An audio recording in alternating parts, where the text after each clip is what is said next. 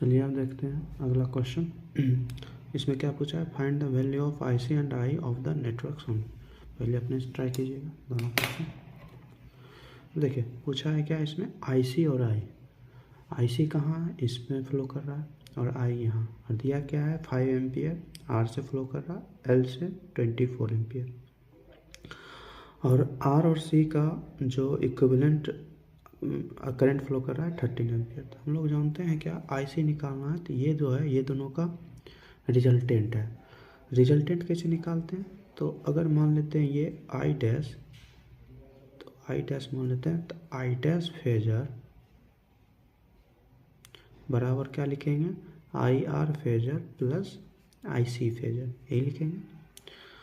आई dash बराबर I R phasor, तो I R at the angle of 0 degree लिखते हैं, प्लस अब भी सब में सेम है, तो जब भी सब में सेम है तो भी के रिस्पेक्ट में अगर सी को लिखेंगे तो क्या होता है, लीडिंग होता है कि लैगिंग होता है, भी के रिस्पेक्ट में सी में लीडिंग होता है। तो इसको लिखेंगे I C at the angle of 90 degree, ठीक है।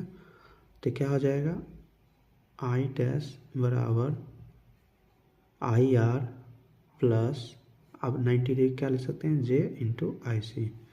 तो इसी तरह से आई फेजर बराबर आई आर का वैल्यू कितना है 5 एम्पियर फ्लो कर रहा है, ठीक है। और आई का वैल्यू, आई डैश का वैल्यू क्या है 13 एम्पियर, ठीक है, प्लस जे इंटू आई सी हमको नहीं मालूम। अब कैसे निकालते हैं, 13 बराबर क्या लिखते हैं, रूट अंडर, ये दोनों का रिजल्टेंट ये है 13, तो 5 का स्क्वायर प्लस आई सी का स्क्वायर, ठीक है।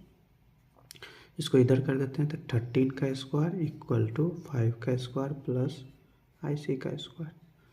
तो आई सी का स्क्वायर बराबर क्या होगा, 13 का स्क्वायर माइनस 5 का स्क्वायर, ये हो जाएगा। तो आई सी बराबर क्या हो जाएगा, रूट अंडर 13 का स्क्वायर 169 माइनस 25, तो ये आ जाएगा आपका 4 4 1, तो 12 एम्पियर आंसर आ जाएगा, ठीक है। 12 एम्पियर आंसर आ गया। अब अगला देखते हैं, ये 12 एम्पियर आई सी आ गया। अब अगला देखते हैं 13 दे दिया है।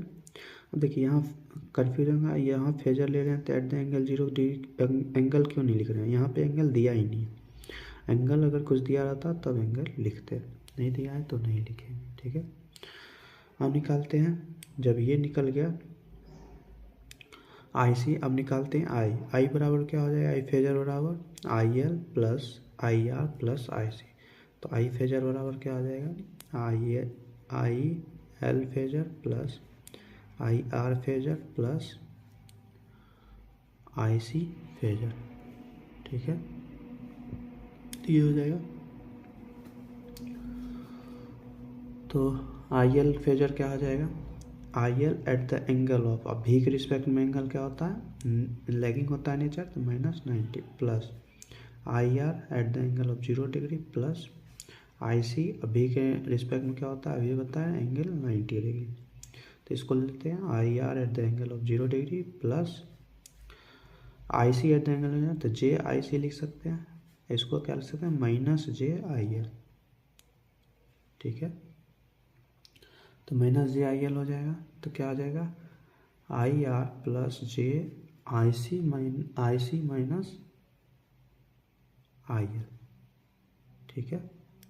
गड़बड़ हो गया, ठीक है, चलिए ठीक है। तो यहाँ से अगर माइनस को मान लेंगे तो क्या आ जाएगा, minus J I L minus I C, यही हो जाएगा। अब इसका मैग्नीट्यूड जब निकालेंगे तो क्या लिखेंगे, पहले इसको पुट कर देते हैं, आई आर बराबर I phasor I R minus J I L का वैल्यू कितना है, इससे कितना करंट फ्लो कर रहा है 24 एम्पियर, तो 24 हो जाएगा, माइनस आई सी कितना आया 12, ठीक है। ये आई आर कितना है, आई आर 5 एम्पियर, ठीक है। ये आ जाएगा 5 माइनस जे 12 आई फेजर। अब इसका मैग्नीट्यूड जब निकालेंगे तो क्या कहेंगे, रूट अंडर ए स्क्वायर प्लस बी स्क्वायर, 5 का स्क्वायर प्लस 12 का स्क्वायर, तो क्या आ जाएगा 25 प्लस 144, क्या आ जाएगा 5 4 9, 4 2 6 1 आ जाएगा 13 एम्पियर। तो इसका आंसर आ जाएगा 13 एम्पियर। तो आई बराबर क्या लिख सकते हैं, आई बराबर 13 एम्पियर, ये आंसर आ गया। तो इस तरह से ये निकालेंगे, ठीक है। अब आते हैं अगला क्वेश्चन पे। इसमें क्या पूछा है, फाइंड द वी एस का वैल्यू पूछा है, ठीक है। वी एस का वैल्यू पूछा और 1 एम्पियर यहाँ पे करंट दे दिया है। तो 1 एम्पियर करंट दे दिया तो इसके थ्रू वोल्टेज भी मालूम चला गया, लेकिन यहाँ पे वोल्टेज मालूम नहीं है, करंट भी नहीं मालूम है। अगर यहाँ पे KVL लगा देते हैं तो वी एस का वैल्यू मालूम चलेगा, लेकिन यहाँ करंट मालूम नहीं है। लेकिन यहाँ पे क्या करंट दे दिया, तो यहाँ करंट डिवीजन रूल लगा देंगे। तो मान लेते हैं कि आई एस सप्लाई कर रहा है, ठीक है। तो आई एस का वैल्यू मान करना पड़ेगा। तो आई एस का वैल्यू कैसे मानूंगा, करंट डिवीजन रूल लगा देंगे, ठीक है। 2 पैरेलली कनेक्टेड है, आई एस सप्लाई हो रहा है। तो कैसे लगाते हैं, 1 एम्पियर बराबर ये बराबर आई एस इंटू अपोजिट लेते हैं तो क्या लेंगे 30 प्लस J40 अपॉन टोटल का सम कितना है 30 प्लस J40 तो होगा ही, प्लस ये भी 30 माइनस J40, ठीक है। ये कैंसिल हो गया तो क्या आ जाएगा, इधर मल्टीप्लाई करेंगे 30 30 60 I S into 30 plus J40। तो आई एस बराबर क्या आ जाएगा 60 अपॉन 30 प्लस J40, ठीक है, ये आ जाएगा। तो 60 अपॉन, ठीक है, इसका निकालेंगे मैंने जो रूट अंडर या 10 कैंसिल कर देते हैं, ठीक है। तो 6 रूट अंडर 3 का स्क्वायर प्लस 4 का स्क्वायर, 3 3 9 4 4 16 लिख ही देते हैं। 3 3 9 प्लस 4 4 16 एंगल निकालना है तो 10 इनवर्स 4/3, ठीक है। तो 6 अपॉन ये क्या हो जाएगा 25, तो 5 एंगल कितना हो जाएगा, ये 10 इनवर्स 4/3 होता है, देखिएगा तो 53.13 आता है, ठीक है। तो यह आ जाएगा 1.2 eight the angle of minus 53.13, यह आ गया अपने पास, ठीक है। तो ये आई एस का वैल्यू आ गया। अब लगा देते हैं केवीएल इसमें कैसे लगाएंगे, देखिए यहाँ से स्टार्ट किए तो प्लस से माइनस से प्लस जा रहे हैं तो वी एस, ठीक है। यहाँ पे गए, यहाँ आई एस फ्लो करा है प्लस से माइनस आई एस इंटू 5 तो 5 आई एस, ठीक है। फिर यहाँ गए प्लस से माइनस जा रहे हैं तो माइनस 30 इंटू 1 30। फिर यहाँ गए, यहाँ भी प्लस से माइनस जा रहे हैं, करंट की साइड प्लस से माइनस है तो माइनस J40 इंटू 1 30 इंटू 1 भी हो इक्वल टू 0, वहीं पहुँच गए। तो यहाँ ऐसे निकलेगा, ठीक है। तो केवीएल लगा सकते हैं इसे।